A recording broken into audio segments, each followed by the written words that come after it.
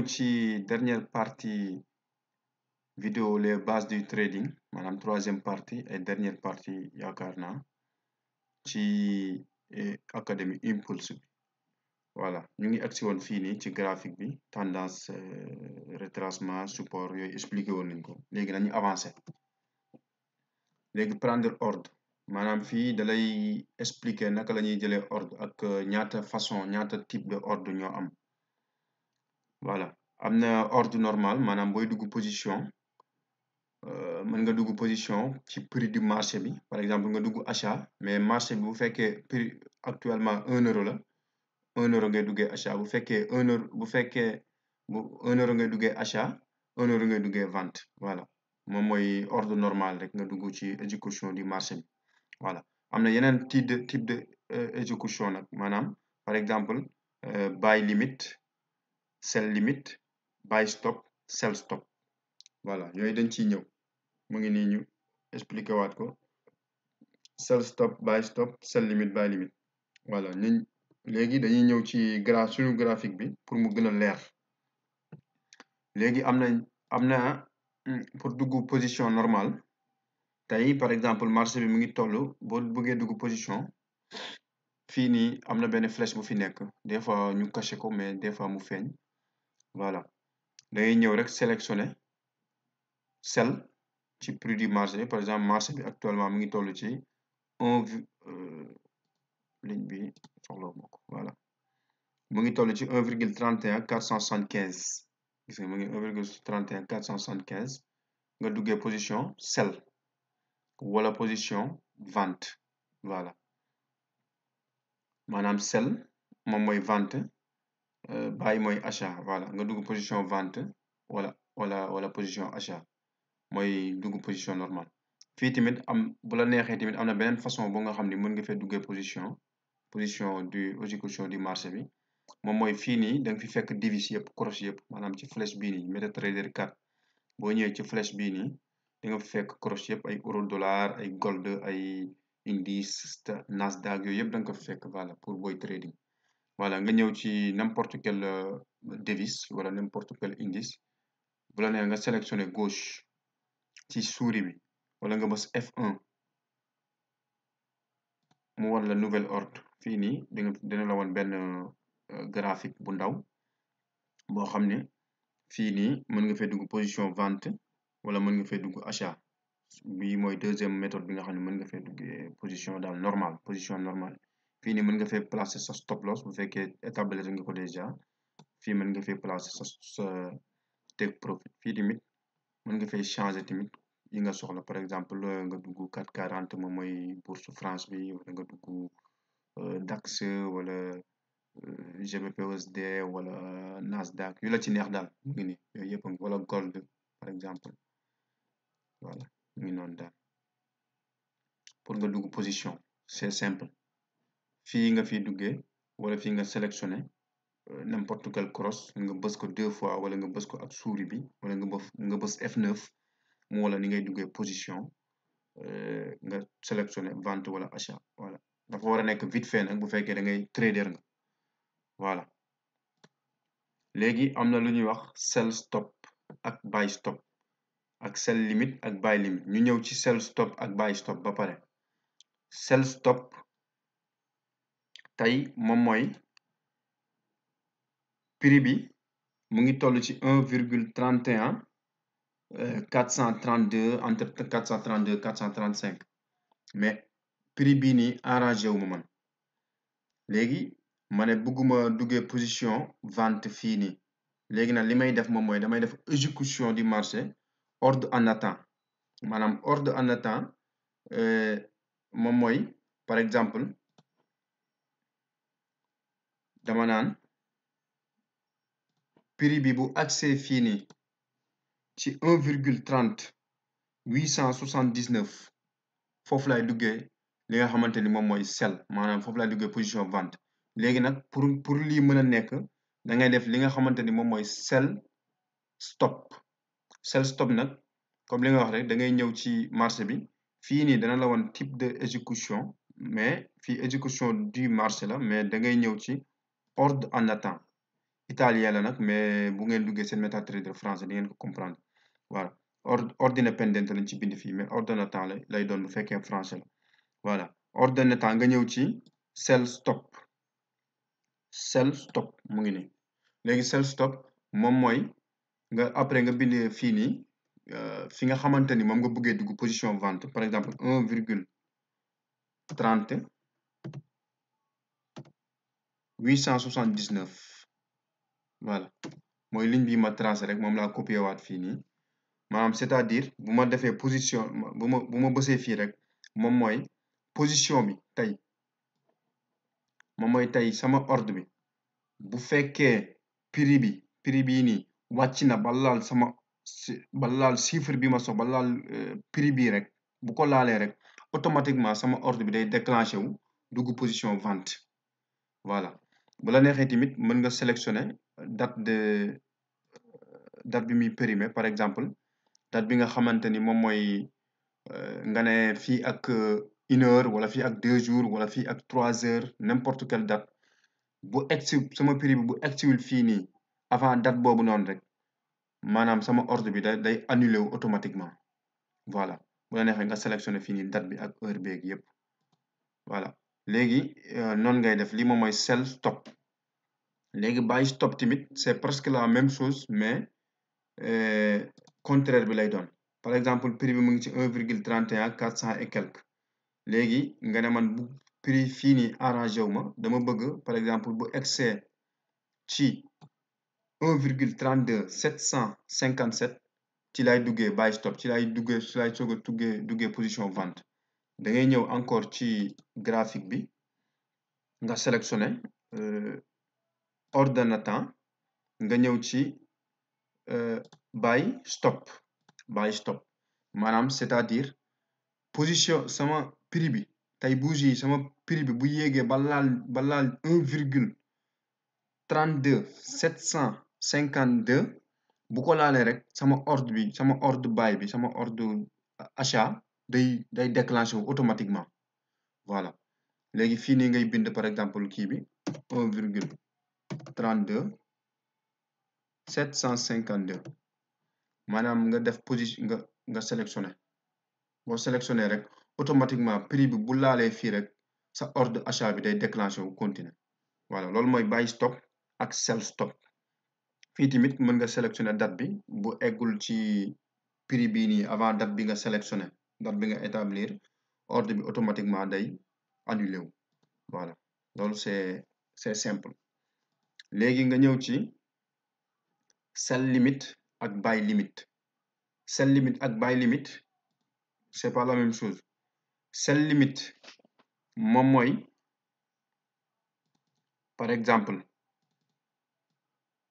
tey prix bi mu ngi foog ma dessin ko pour ngeen comprendre ko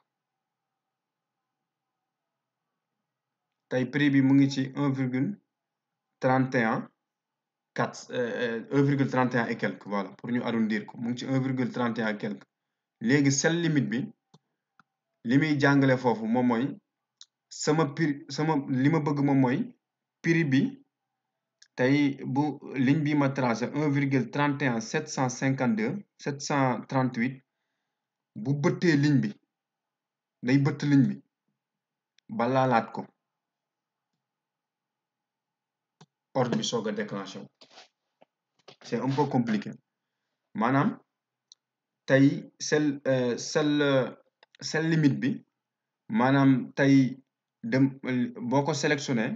ça veut dire prix bi dana bëtt ligne bi ba yéeg mën na yéegaat sax ba fii nii par exemple mën na yéegaat ba ci kaw a kaw mais buy wàccaat bu laalaatee prix bi rek bu ko bëttee benn yoon laal ko rek sama ordre bi day déclenché wu dem position sell lii moom mooy sell limite maanaam prix bi day bëtt maanaam bougie yi day bëtt sama prix ba yéeg ci kaw bu yéegee mën na yéeg fii mën na egsi fii mën na egsi fii mën na egsi fii mais bu ko bëttee rek buy defaat retracement buy wàccaat rek bu laalaatee prix bi rek automatiquement sama ordre bi day déclenché wu wàcc voilà loolu moom mooy sell limit léegi nag pour nga def ko da ngay ñëwaat fii nii da ngay ñëwaat fii encore hors dans le temps nga ñëw ci sell limit nga sélectionné prix par exemple mu ngi nii 1,31 738 voilà nga def position fii tamit mën nga kii date bi nga comme ni ñu ko expliqué woon date bi la intéresse maanaam comme li ñu wax rek maanaam prix bi bu bëttee fii nii bu bougie yi demee ba bëtt prix bi bu ko bëttee da ko du duggagum position boobu bu fekkoon sell stop la bu fekkee buy stop la bokk bu fekkoon buy stop la bu laalee prix bi rek day déclenché wu continuer nga dugg position achat voilà mais comme que sell limite lañ def maanaam prix bi day yéeg ba bëtt ko day yéeg ba bëtt prix bi bu ko bëttee buy defaat retracement bu wàccee bu ko bëttee daal automatiquement bu laalaatee prix bi rek ci suufam rek bu ko laalee rek automatiquement position sell bi day déclenché wu nga dugg position vente nga nekk ci kanamu ordinateur beeg nga fay ordinateur beeg yépp moo ci yem automatiquement day dugg position vente loolu moom mooy sell limite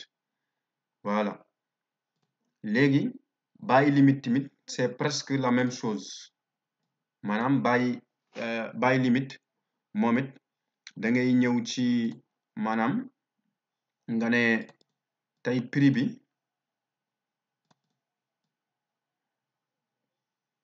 mu ngi fii nii tey par exemple nga ne bu egsee fii nii lay def buy limite nga ne fii nii dafa cher pour ma def achat dama bëgg mu wàcc bu wàccee ba laal ci suuf bu duggaatee rek ma soog a duggaat buy par exemple prix baa ngi nii léegi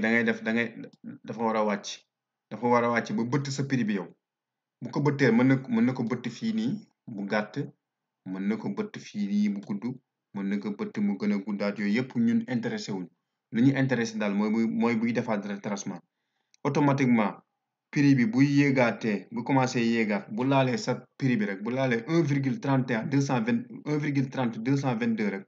automatiquement yow sa ordre bi day déclenché wu nga dugg buy loolu moom mooy buy limite voilà fii tamit bu laalee prix bi rek bu yéegaatee rek laal prix bi fii nii automatiquement rek day déclenché wu fii tamit bu laalee prix bu ko yéegaatee laal prix bi automatiquement day déclenché wu voilà loolu moom mooy buy limite ak sell limite compliqué na tuuti pour ñu comprendre ko mais pédagogie bi ma ko expliqué yaakaar naa ni ñu bari danañ ko mën a comprendre voilà loolu pour def kii boobu tamit c'est la même chose da ngay duggaat ci graphique bi rek nga sélectionné ordonne le temps nga def buy limite gis nga c'est déjà buy limite voilà nga sélectionné prix bi nga ne 1 virgule parce que prix bi toujours dañ ko war di bind 1,30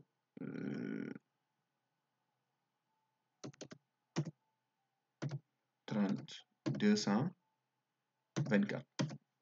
voilà nga sélectionné fii tamit mën nga sélectionné date bi bi nga xam ne bu fa àggul fii ak date boobu noonu automatiquement day effacé wu voilà après nga def positionné wu voilà buy limite daal ci gàttal moom mooy loolu moom mooy tey prix bii nii actuellement mu ngi fii nii mais bu laalee il faut boo defee buy limite dana ñëw ba sa prix bi mais bu ko laalee du déclenché wu da koy dépassé bu ko dépassé nag bu yéegaatee rek bu ko laalee rek automatiquement day déclenché wu nga dugg position achat voilà c'est simple sell limite c'est la même chose mais mooy contraire bi donc loolu moom mooy buy stop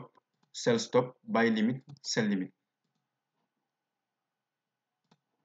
ñu continuer explication yi léegi lii nii moom mooy stop loss take profit stop loss moom mooy li nga xamante ni moom la ñuy wax filet de sécurité maanaam yow sa position boo duggee position obligatoirement da nga war a placer stop loss nga nekk scalping nga nekk intraday nga nekk swing trading yépp boo ci nekkee da nga war a placer stop loss ndaxte stop loss moom mooy limiter moom mooy anglais ba ne ko ba dañ ne stop loss moom mooy limiter sa perte yi maanaam boo duggee position achat stop loss bi ci suuf la war a nekk boo duggee position vente stop loss bi ci kaw la war a nekk donc achat boo ci duggee stop loss bi ci suuf la war a nekk take profit bi nekk ci kaw position vente boo ci duggee stop loss bi ci kaw la war a nekk position take profit bi nekk ci suuf donc c'est obligatoire même mooy nee na gis nga mooy lenn li nga xam ne rek moom ngeen mën a contrôler ci biir seen trading à part ça mënu leen ci contrôler leneen li nga xam ne moom ngeen mën a contrôler moom mooy ñaata ngeen mën a perte mais ñaata ngeen mën a gagner mënu leen ko contrôler voilà take profit tamit moom mooy espérance de gain mooy fi ngay placer sa profit bi maanaam nga ne prix bi bu excès fii nii automatiquement damay clôturer sama position voilà loolu mooy take profit sécuriser des gains moom mooy sécuriser sa li ngay gagner bu fa àggee automatiquement mu clôturer wu yow même boo tëddee nelaw sax automatiquement bu àggee foofu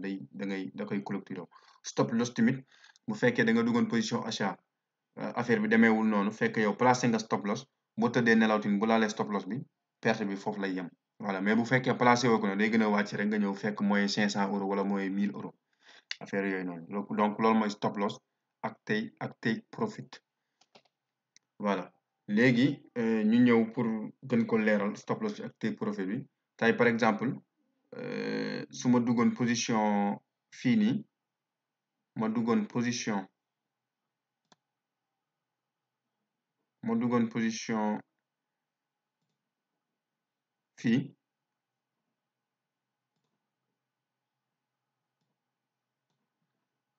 dugg naa position buy maanaam achat daal bindi bi leerul mais ma dugg position achat fii nii voilà ni ñu ko def nii pour ngeen comprendre ma dugg position achat fii nii tey su ma duggee position achat sama stop loss ma placé ko fii laa koy placé stop loss bi take profit bi ma placé ko par exemple fii stop loss take profit TP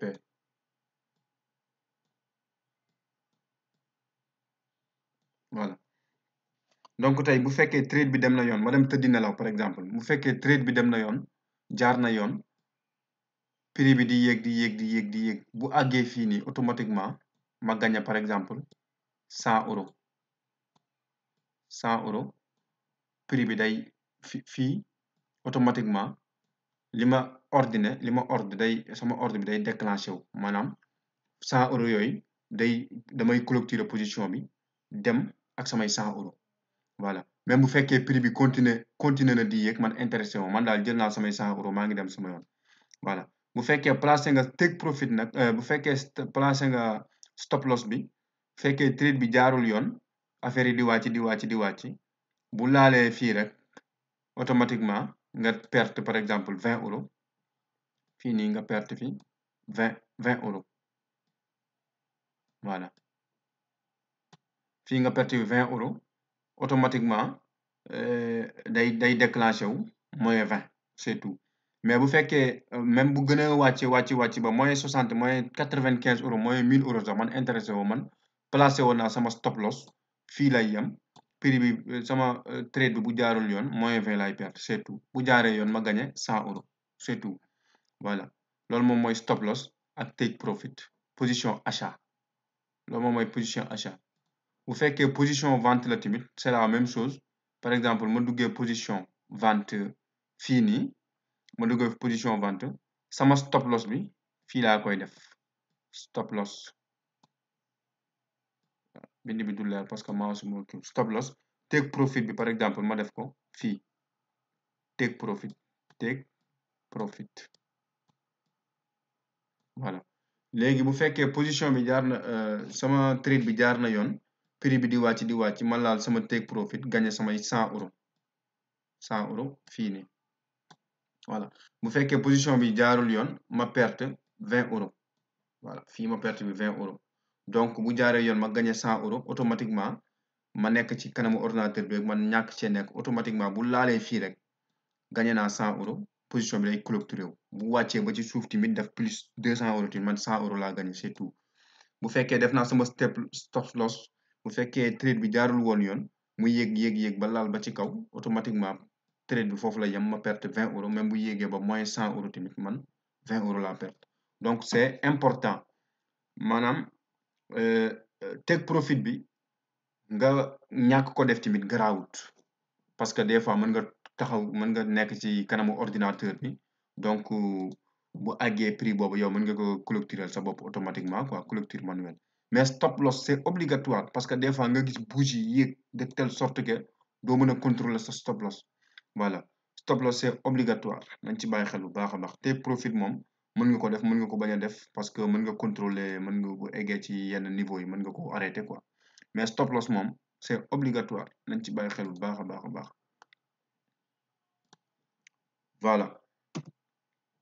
léegi fii nii type de trading ñetti façon type de trading moo am comme li ñuy wax rek scalper moom mooy scalping moom mooy quelques minutes moom mooy ki nga xam ne day ibbi ay position ci quelques minutes 5 ba 15 minutes voilà nombre des positions moom mooy 10 à 50 positions par jour lii nag moom ñoom selon waa impulse ñoom loolu lañ wax mais am na ñoo xam ne mën nañoo ibbi sax ay 300 positions par jour wala 3 positions de scalping par jour wala ça dépend daal ci yow sa objectif yi nga soxla voilà lii ay statistiques la mais man par exemple ibbi naa fi 100 positions ci benn fan maanaam moins de 24 heures ibbi naa fi 100 positions ci scalping donc lii seen statistique la voilà objectif de gain 3 à 20 pips voilà loolu tamit c'est statistique am na ñoo xam ni 50 pips la ñuy bëgg a gagner wala 100 pips ça dépend daal voilà ku nekk ak sa méthode de stratégie rek xam naa ñoom seen méthode lañ wax nii mais mu ngi noonu voilà nañ expliquer li nga xam ni ñoom la ñu wax rek voilà maanaam moom mooy time frame moom lii c'est normal 1 minute 5 minutes 15 minutes loolu mooy scalping nombre de positions 10 à 50 par jour mën nañoo ubbi 10 à 50 positions par jour objectif des gains 3 à 20 pips léegi day trading tamit maanaam ñi nga xam ne dañuy ubbi position diggante 15 minutes voire 2 jours time frame 1 heure la time frame 15 minutes 1 heure 4 heures diggante time frame yooyu la ñu xool seen position yi ñoom pour kii léegi nombre de positions mën nañoo ubbi 3 à 5 positions par jour moom mooy ñi nga xam ne dañuy def day trading di trader pendant ay 1 heure wala 2 jours wala maximum 2 jours daal voilà 2-3 jours objectif des gains moom mooy 50 voire 100 pips maanaam 50 ba 100 pips léegi nag selon yow nombre de position bi nga duggee nombre de lot bi nga duggee boo calculer say 100 pips rek par exemple bu dee pip bu nekk 10 € la boo defee 10 fois 100 égale 1000 voilà nga am say 1000 € quoi ci benn 3 jours voilà mu ngi naan swing trading moom mooy ñi nga xam dañuy ibbi ay position ay jours wala ay quelques semaines ñoo ñi nga xam ne swing trading maanaam ñoom time frame yi ñuy gën a utiliser mooy 1 heure 1 jour ak 1 semaine moom ay time frame yi ñuy gën a utiliser léegi nombre de positions moom mooy 1 ba 10 positions par mois la ñuy ci ji seen objectif day gain moom mooy 10 voire 1000 pips voilà mu ngi noonu kon ñetti façon trader yi ñoo scalper day trader swing trader fii tamit mu ne have a correct stop for tip of the trade maanaam fii lim fi jàngale tuuti rek dégg ñu bu baax anglais na mais xam nañ li mu wax maanaam boo laalee sa yow tey da nga war a fixer sa objectif par exemple bu ma nee man 10 pips da nga war a fixer sa objectif nga ne man tey jour bi 10 pips la 10 points laa bëgg a gagner yow sa objectif moom mooy 10 points boo fa àggee yamal bul exagérer maanaam boo laalee sa objectif rek boo ko laalee ci journée bi avant journée bee jeex sax tëjal sa ordinateur nga dem sa yoon loolu moom mooy trader intelligent voilà par exemple scalper fii leerut mu ngi nekk 1 ba 10 pips mu ngi tijji ci intraday voilà scalper 1 ba 10 pips intraday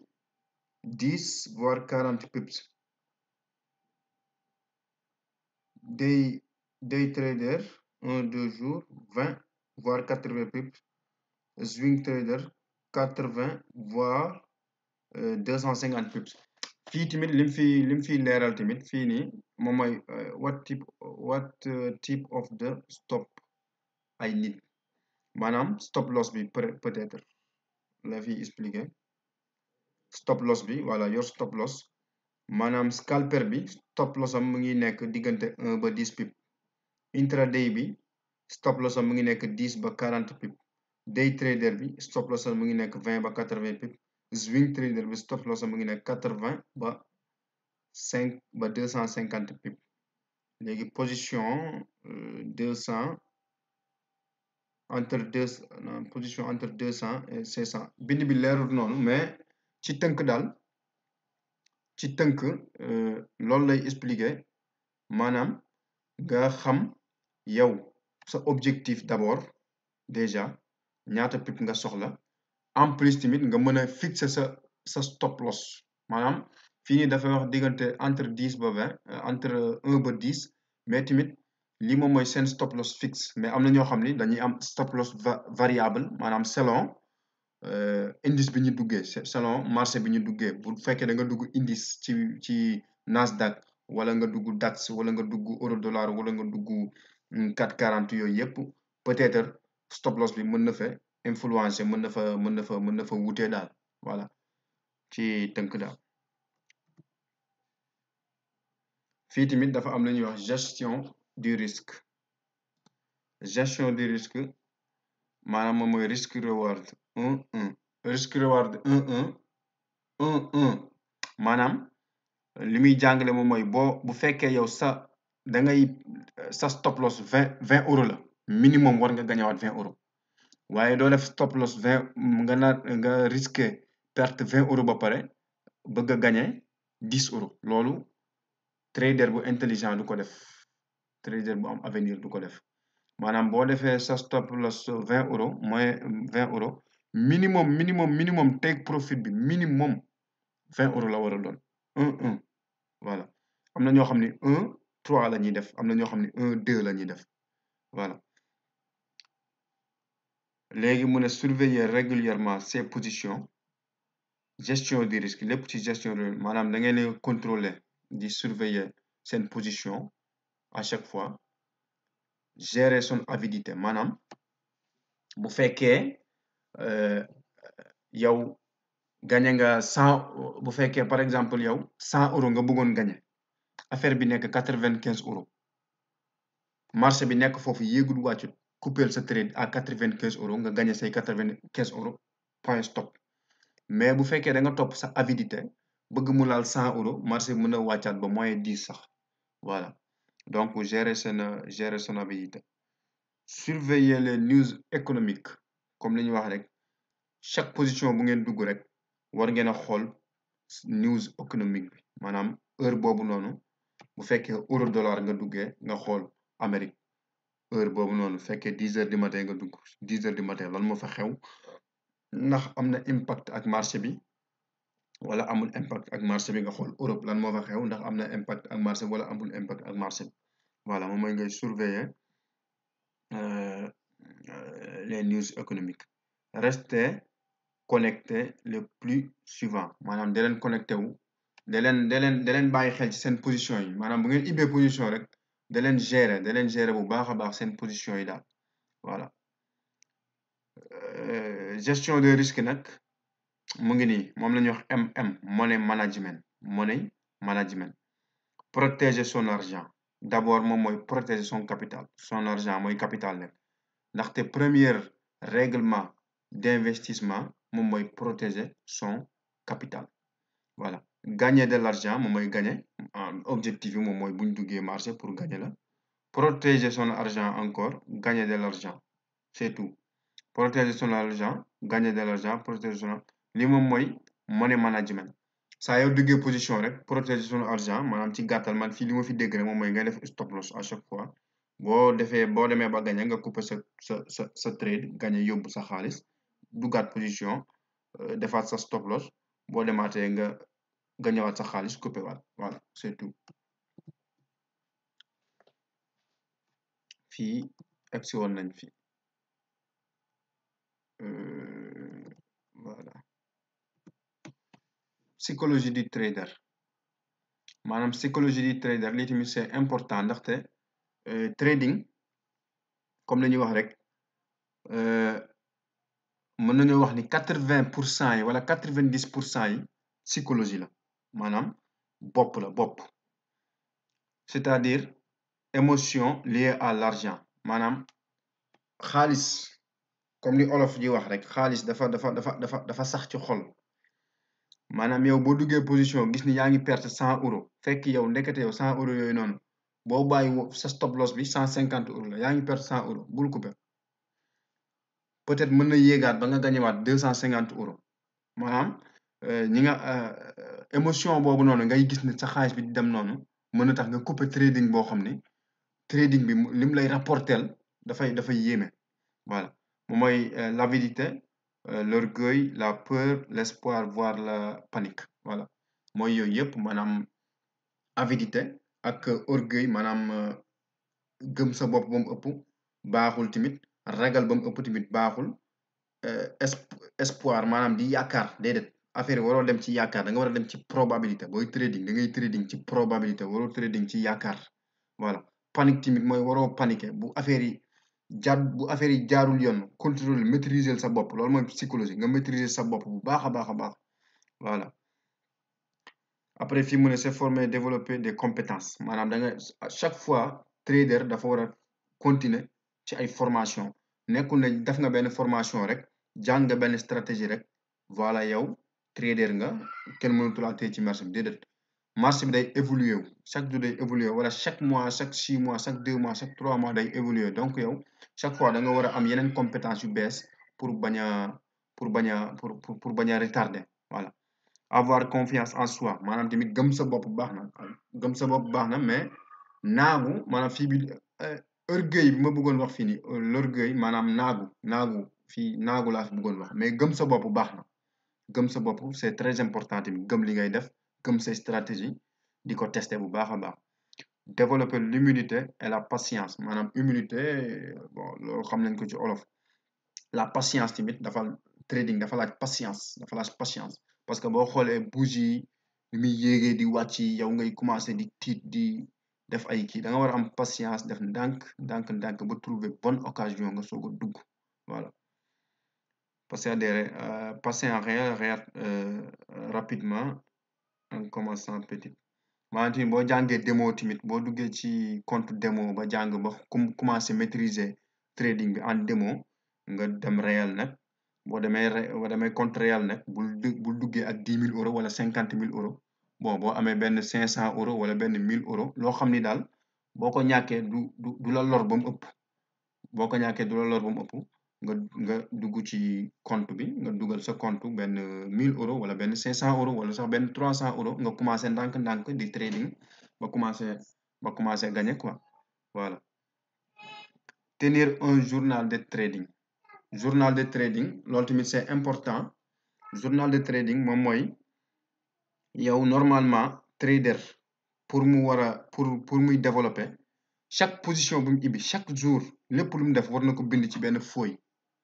ci benn journal wala ci benn bloc-notes